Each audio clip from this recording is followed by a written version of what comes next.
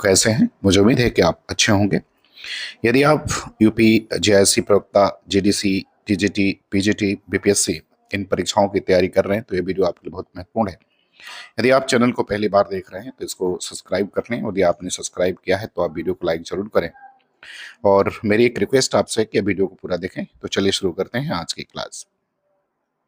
पहला सवाल देखते हैं। पहला सवाल कह रहा है कि किसी साहित्य का अध्ययन, मनन और विश्लेषण द्वारा उसके गुण दोषादि का विवेचन करने वाले विषय के लिए सर्वाधिक उपयुक्त नाम है। ए साहित्य शास्त्र, बी काव्य शास्त्र, सी अलंकार शास्त्र और डी काव्यांग। तो आपको पहले वाले प्रश्न का उत्तर जो है वो बताना है। इसका सही उत्तर जो है वो क्या होगा? तो इसका सही उत्तर विकल्प ए हो जाएगा, जिसे हम साहित्य शास्त्र कहते हैं। तो पहले वाले का विकल्प क्या सही होगा? विकल्प ए जो है इसका उत्तर सही हो जाएगा। दूसरे सवाल पर आते हैं। कह रहे हैं कि भारतीय काव्य शास्त्र का प्राचीनतम ग्रंथ है। ए आचार्य भामा कृत काव्य अलंकार, बी आचार्य भरत कृत नाट्य शास्त्र, सी राजशेखर कृत काव्य मीमांसा और डी आचार्य मम्मट कृत काव्य प्रकाश। तो आपको बताना है कि इसमें सबसे प्राचीनतम ग्रंथ जो है कौन सा है? तो वो है भरत के द्वारा लिखित जो है वो नाट्य शास्त्र सबसे प्राचीनतम ग्रंथ है। तीसरे सवाल पर आते हैं। तीसरा सवाल कह रहे हैं कि 4 वेद, 6 वेदांग और 4 शास्त्र के अतिरिक्त 15वीं विधा किसे माना गया है? ए प्रहसन, बी कला, सी काव्य और डी संगीत। तो इस तीसरे प्रश्न का उत्तर आपको देना है। तो देखिए, जो 15वीं विधा है वो काव्य मानी गई है, तो विकल्प सी उत्तर इसका सही हो जाएगा। सवाल नंबर 4 पर आते हैं। 4 नंबर सवाल में कह रहे हैं कि काव्य को 14 विधाओं का आधार किसने कहा है? ए भरत, बी भामा, सी मम्मट और डी राजशेखर। तो चौथे प्रश्न का उत्तर आपको बताना है। इसका सही उत्तर क्या होगा? तो इसका सही उत्तर विकल्प डी हो जाएगा, राजशेखर ने कहा है। पांचवें सवाल पर आते हैं। कह रहा है कि शब्दार्थो सहितम काव्यम कथन इनमें से किसका है? ए भामा, बी दंडी, सी वामन और डी मम्मट। तो पांचवें प्रश्न का उत्तर आपको बताना है कि जो काव्य पक्ति है ये किसने कहा है? तो ये जो है भामा के द्वारा कहा गया कथन है। विकल्प ए उत्तर इसका सही हो जाएगा। छठवें प्रश्न पर आते हैं। कह रहा है कि अंतःकरण की वृत्तियों के चित्र का नाम कविता है, ये किसने कहा है? ए मैथिली शरण गुप्त, बी हजारी प्रसाद द्विवेदी, सी महावीर प्रसाद द्विवेदी और डी कह रहा है कि प्रेमचंद। तो आपको बताना है कि ये पंक्ति जो है वो किसके द्वारा कही गई है? तो ये महावीर प्रसाद द्विवेदी के द्वारा कही गई है। विकल्प सी जो है इसका उत्तर सही होगा। सवाल नंबर 7 पर आते हैं। 7 नंबर सवाल में कह रहा है कि कविता को, ये कविता नहीं है, कविता है। कविता को जीवन और जगत की अभिव्यक्ति किसने माना है? ए हजारी प्रसाद द्विवेदी, बी डॉक्टर नगेंद्र, सी परमानंद श्रीवास्तव और डी कह रहा है कि रामचंद्र शुक्ल ने। तो आपको इसका उत्तर जो है वो बताना है। तो देखिए, कविता को जीवन और जगत की अभिव्यक्ति जो है वो रामचंद्र शुक्ल ने माना है। विकल्प डी उत्तर इसका सही हो जाएगा। सवाल नंबर 8 पर आते हैं। 8 नंबर सवाल में कह रहे हैं कि कविता द्वारा असंभव को भी संभव किया जा सकता है, ये किसने कहा है? ए महावीर प्रसाद द्विवेदी, बी हजारी प्रसाद द्विवेदी, सी भारतेंदु हरिश्चंद्र और डी रामचंद्र शुक्ल। तो 8वें प्रश्न का उत्तर बताना है कि कविता द्वारा असंभव को भी संभव किया जा सकता है, ये किसने कहा? तो ये कहा था महावीर प्रसाद द्विवेदी ने। विकल्प ए उत्तर इसका सही होगा। 9 नंबर सवाल पर आते हैं। कह रहा है कि इनमें से कौन सा तत्व काव्य के भाव पक्ष का नहीं है? ए कल्पना, बी अनुभूति, सी शब्द चयन और डी विचार। तो आपको 9 नंबर प्रश्न का उत्तर बताना है कि काव्य का तत्व या काव्य तत्व के कौन सा तत्व काव्य के भाव पक्ष का नहीं होता है? तो जो नहीं होता है वो शब्द चयन नहीं होता है, इसलिए विकल्प सी उत्तर इसका सही हो जाएगा। 10 नंबर सवाल पर आते हैं। कह रहा है कि इनमें से एक तत्व कविता के कला पक्ष से संबंधित नहीं है। ए कह रहा है बिंब और प्रतीक, बी अलंकार, सी भाषा और डी कल्पना। तो आपको 10 नंबर प्रश्न का उत्तर बताना है। इसका सही उत्तर क्या होगा? तो पूछ रहा, कह रहा है कि कविता के कला पक्ष से संबंधित नहीं है, तो कल्पना संबंधित नहीं है, इसलिए विकल्प डी इसका उत्तर जो है वो सही हो जाएगा। 11 नंबर सवाल पर आते हैं। कह रहा है कि किसी कविता या कल्पित कथानक से आबद्ध सर्गबद्ध काव्य को क्या कहते हैं? ए प्रबंध काव्य, बी मुक्तक काव्य, सी दृश्य काव्य और डी कह रहा है कि इनमें से कोई नहीं। तो इसका उत्तर जो है आपको बताना है कि इसका सही उत्तर क्या होगा। तो इसका सही उत्तर विकल्प ए हो जाएगा, उसे प्रबंध काव्य कहा जाता है।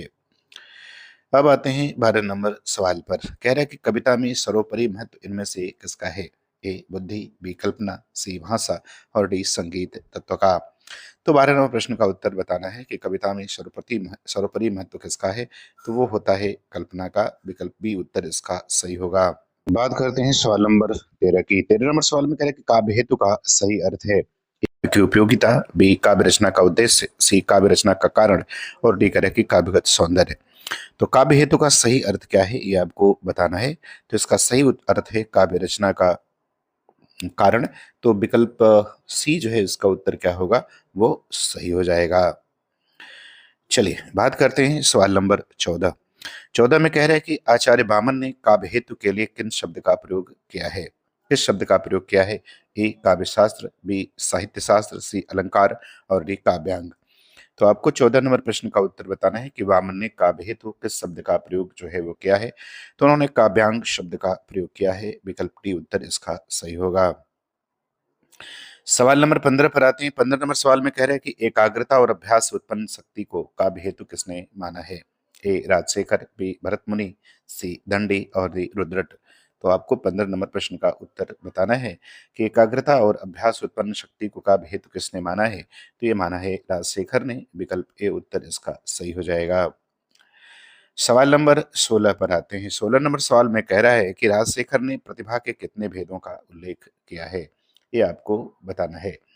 ए 2, बी 3, सी 4 और डी 5। तो इसका उत्तर आपको बताना है कि राजशेखर ने प्रतिभा के कितने भेदों का उल्लेख जो है वो किया है। तो उन्होंने 3 भेदों का उल्लेख किया है। विकल्प बी सही होगा। सहजा, आहार्य और औपदेशिकी, ये 3 जो है भेदों का उल्लेख किया है।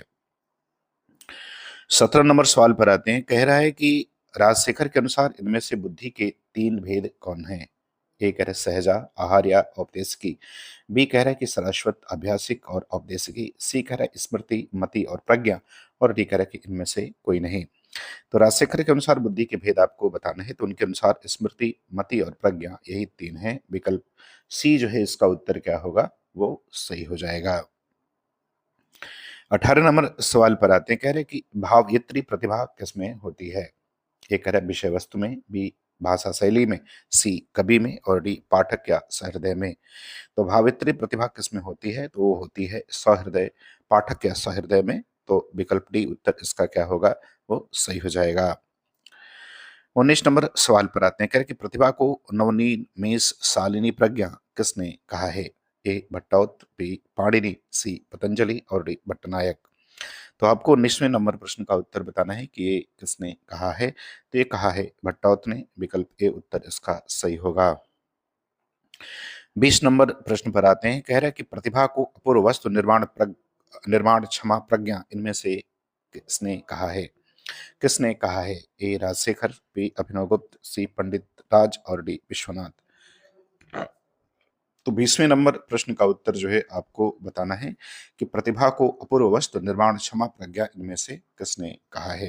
राजशेखर ने, अभिनव गुप्त ने, पंडित राज ने और डी विश्वनाथ ने। तो ये कहा है जो है अभिनव गुप्त ने। तो विकल्प बी इसका उत्तर क्या होगा, वो सही हो जाएगा।